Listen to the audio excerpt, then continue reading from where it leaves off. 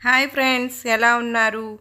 ఏ పుస్తకములోనూ లేని పాఠం పేరే జీవితం. ఎందుకంటే ప్రతి ఒక్కరికి వేరువేరుగా ఉంటుంది కనుక.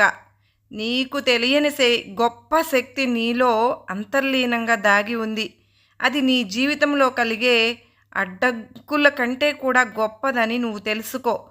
కాళ్ళు తడవకుండా సముద్రాన్ని దాటగలం, కానీ కళ్ళు తడవకుండా జీవితాన్ని దాటలేము.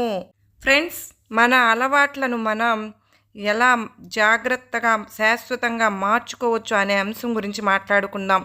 నిజానికి ఎలాంటి చెడు అలవాటైనా కూడా, ఎలాంటి వ్యసనమైనా సరే చాలా తేలిగ్గా అభివృద్ధి చెందుతూ ఉంటుంది. అయితే ఏదైనా మంచి అలవాటు అభివృద్ధి చెందాలంటే మాత్రం అది చాలా కష్టపడి అభివృద్ధి చేసుకోవాల్సి ఉంటుంది. అయితే చెడు అలవాటు లేదా చెడు వ్యసనానికి బానిస అయితే ఎలా ఉంటుంది? నిజానికి బానిసలు అయితే ఏంటి అని దానికి సమాధానం నువ్వు కొద్దిగా మార్చుకుంటే, వ్యసనమే నీకు ఆయుధంగా వైరింగ్‌ని కొద్దిగా మనం మార్చుకుంటే గనక అది ఖచ్చితంగా మారుతుంది.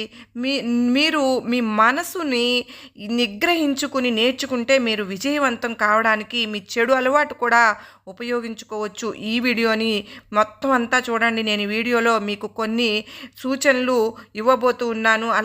అలవాటు మాత్రమే ఒక మనిషిని విజయవంతం చేస్తుంది, కానీ ఎవరైనా చెడు అలవాటును వదులుకోవాల్సి వస్తే అతను ధూమపానం మానేయాలి అని అనుకున్నాడు అనుకోండి, అతను ధూమపానం మానేయాలనుకున్నట్లు చెప్పకూడదు. బదులుగా అతను తన గుర్తింపును మార్చుకోవాలి. అంటే నేను పొగ తాగను అని తనంతట తానే చెప్పాలి. మీరు ఏదైనా కొత్త అలవాటును మొదలు పెట్టాలి అని అనుకుంటే మీరు ఎప్పటికీ ఉన్న అలవాటుతో దాన్ని లింక్ చేయండి. ఉదాహరణకి, మీరు ప్రతిరోజు టీ తాగితే టీ తాగడం, దాంతోపాటు నిమిషాలు ధ్యానం చేయండి. ఒక్కోసారి మనల్ని మొబైల్ నోటిఫికేషన్ ఎందుకు ఆరాటపెడుతుంది? మీ మొబైల్ని ఉపయోగించడం మొదలు పెడితే దానికి రియాక్షన్ మీ డోపమైన్ చేస్తుంది కదా. అలాగే మీరు అలవాటు చేసుకోవాలి అనుకుంటే, ఉదాహరణకు బరువు తగ్గడం. నేను బరువు తగ్గాలనుకుంటున్నాను అని చెప్పకండి. బదులుగా డబ్బు సంపాదించడానికి నేను ఉదయం 7 గంటలకు వ్యాయామానికి వెళ్ళాలి మీరు చెప్పుకోవాలి. నేను ఎన్ని గంటలు పని చేయాలి అని అడగకండి. నేను నా ఆహారం మార్చుకోవాలి అని అనుకుంటున్నాను అని అనకండి. అని మీరు తినాలి, మరి ఏమేమి తినకూడదు అనేది తెలుసుకోండి. మీరు ప్రత్యేకంగా మాట్లాడితే మీ అలవాటు కూడా మారుతుంది. ఫ్రెండ్స్, మీరు యోగా చేయాలి అనుకుంటే 2 భంగిమలు తీసుకోండి. ప్రారంభంలో పుస్తకంలోని 2 పేజీలు మాత్రమే చదవండి. క్రమంగా మీరు 5 చదవడం ప్రారంభిస్తారు. అది మెల్లగా 10 పేజీలకు పెరగడం ప్రారంభమవుతుంది. ఈ క్రమంలో ఒక్కరోజు మిస్ అయినా సరే దాని పరిణామాలు మీకే తెలుస్తూ ఉంటాయి. అలా మిస్ చేయడమే మీ అలవాటుగా మారిపోతుంది. మీరు ఏదైనా అలవాటు నేర్చుకోవాలనుకుంటే లక్ష్యం కంటే దాన్ని సాధించే ప్రాసెస్ పైన ఎక్కువ దృష్టి పెట్టాలి. ఈ అలవాటును సరైన స్థానంలో ఉంచిన వ్యక్తి మాత్రమే విజేత అవుతాడు. వ్యసనం చాలా చెడ్డ విషయం. అగ్నిలాగా మండుతుంది, కానీ మీరు మీ ప్రయోజనం కోసం వ్యసనాన్ని ఉపయోగిస్తే కనుక అది చాలా ప్రమాదకరంగా మారుతుంది. అందుకే మీరు వ్యసనంలో పెట్టే దృష్టిని మిమ్మల్ని మీరు బాగు చేసుకోవడంలో పెడితే మంచిది. ఎదుటి వారి కోసం కాకుండా 24 గంటలు నీతో నువ్వు తెలివిగా ఉండాలి. మీ మనసు కోసం తెలివిగా ఉండండి. పని చేయండి. పని కోసం ఆరాటపడతారు, అప్పుడు దానికి తగ్గట్టుగా ప్రతిఫలం కూడా వస్తుంది. మీకు బహుమతి లభిస్తుంది. ఉదాహరణకు, నేను నా యూట్యూబ్ని ఏదైనా కంటెంట్ని చూస్తాను, అది నాకు ఒక క్యూగా పనిచేస్తుంది. ఆ తర్వాత నేను ఏదైనా రాయాలని తహతాలాడుతూ ఉంటాను. ఆ తర్వాత ప్రతిస్పందనగా నేను దాన్ని షూట్ చేస్తాను. నేను దాన్ని ఒక రివార్డుగా అప్లోడ్ చేస్తాను. ఎప్పుడైనా సరే పనిని అలవాటు చేసుకోవాలి. అలా అని అస్తమానం పనిని చేస్తూ ఉండడం వలన అది కూడా వ్యసనమే. మధ్యలో సరదాగా కాసేపు లేచి తిరగడం, ఎంజాయ్ చేయడం కూడా చేయాలి. కానీ ఎక్కడికక్కడ ఏదైనా ఉపయోగమా, దీని నుంచి మనకి ఏమైనా నేర్చుకుంటున్నామా, ఏదైనా లాభం వస్తుందా అనేది చూడాలి. అప్పుడు మీకు పని పట్ల ఇంట్రెస్ట్ కలుగుతుంది. స్పందన మరియు ప్రతిస్పందన కూడా కలుగుతాయి.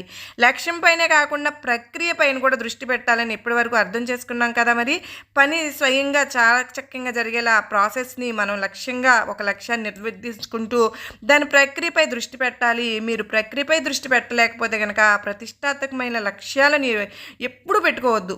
పెద్ద కలలు కనవద్దు. చేసే పనిని సరదాగా చేయండి, ఆసక్తికరంగా చేయండి. ఈ విధంగా చేస్తూ ఉంటే కనుక ఇప్పుడు శ్రద్ధ వహించే పాయింట్ వస్తుంది. జరుగుతున్న శ్రమను పట్టించుకోకుండా ప్రక్రియను ఆస్వాదించండి. ఇలా చేయకపోతే ఒక వ్యక్తి విజయం సాధించినప్పటికీ అతను వైఫల్యం అయినట్టే. అలా ఎందుకు జరుగుతుంది? ఏదైనా సంపాదించిన తర్వాత కూడా అతను నష్టపోయేవాడితో సమానం. అలా అని ఏమీ పొందని వ్యక్తి ఓడిపోయేవాడు కాదు. ఏదైనా పొందకపోయినా అతను విజేతగా మారవచ్చు. ఉదాహరణకు ఇద్దరు వ్యక్తులు ఉన్నారండి. ఇద్దరికి 5,00,000 సంపాదించాలని లక్ష్యం ఉంది. ఇద్దరు లక్ష్యాన్ని సాధించారు. అయితే వాళ్ళు ఆ లక్ష్యాన్ని ఎలా సాధించారు? పూర్తి ప్రాసెస్ ఓరియంటెడ్గా పూర్తి చేశారు కనుకనే. మరొక రిజల్ట్ ఓరియంటెడ్గా పూర్తి చేశారు. ప్రాసెస్ ఓరియంటెడ్ అవడమే. పని ప్రాసెస్ని ఆస్వాదించేలా చేయాలి. రిజల్ట్ ఓరియంటెడ్గా పెట్టుకుని దృష్టిలో పెట్టుకుని చేయడం. ఊరికే సాధించాలనుకున్న వ్యక్తిని ఆ పనిని ప్రక్రియగా నొప్పిగా ఉంటుంది, కానీ అనుకునేవాడు 2 రోజుల్లో ఇసిగిపోయి మెల్లగా తన గెలుపు సన్నగిలుగుతూ ఉంటుంది. ఫలితంగా అతడు ఇప్పుడు వేరే పని చేయాలన్నా కష్టపడాలి. కానీ ప్రక్రియనే అలవాటుగా మార్చుకుని ఎంజాయ్ చేసే వ్యక్తి అలవాటును లూప్లో ప్రావీణ్యం ఆస్వాదిస్తాడు, ప్రక్రియను కూడా ఆస్వాదిస్తాడు. అతని లక్ష్యం నెరవేరింది, దాని తర్వాత అతని పని పెరిగింది. అతని ప్రక్రియను ఎక్కువగా ఆనందిస్తున్నప్పుడు అతనికి పని కష్టంగా అనిపించదు. ఈ ప్రక్రియలో ఉన్న వ్యక్తి తన పనిని ఆస్వాదిస్తున్నందున నిస్పృహ లేదా ఆందోళనకు కూడా గురవుతాడు. అదే ఇద్దరికీ ఉన్న తేడా. లెస్లో పాల్గన్ అనే ఒక వ్యక్తి 3 కుమార్తెలను ఇంటి వద్దే చదువు చెప్పాడు. వారికి చిన్నతనం నుంచి చదవడం అలవాటు చేసి చెస్ అలవాటు చేసి వారి చుట్టూ చెస్ వాతావరణాన్ని సృష్టించాడు. తన 3 కుమార్తెలు చెస్ ఛాంపియన్లుగా ఎదిగారు. వాళ్ళ ఇంట్లో అందరూ చదరంగం ఆడతారనమాట. చెస్ పుస్తకాలు అన్ని చోట్ల చదివారు. ఎక్కడ చూసినా ప్రముఖ చెస్ ప్లేయర్స్ పేర్లే. ఇప్పుడు ఏమైందో వినండి.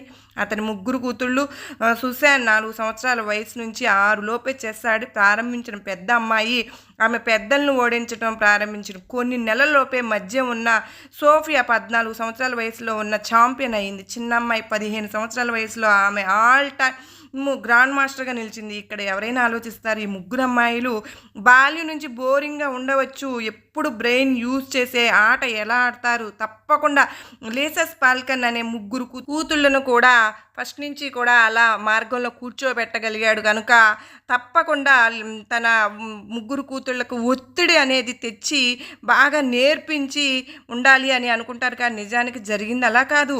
వాస్తవానికి ఏం జరిగిందో వినండి. ఒక ఇంటర్వ్యూలో నెస్లోపుల్ గారు తన కుమార్తె సోఫియా అర్ధరాత్రి బాత్రూంలో చెస్ ఆడటం గమనించినట్లు చెప్పారు.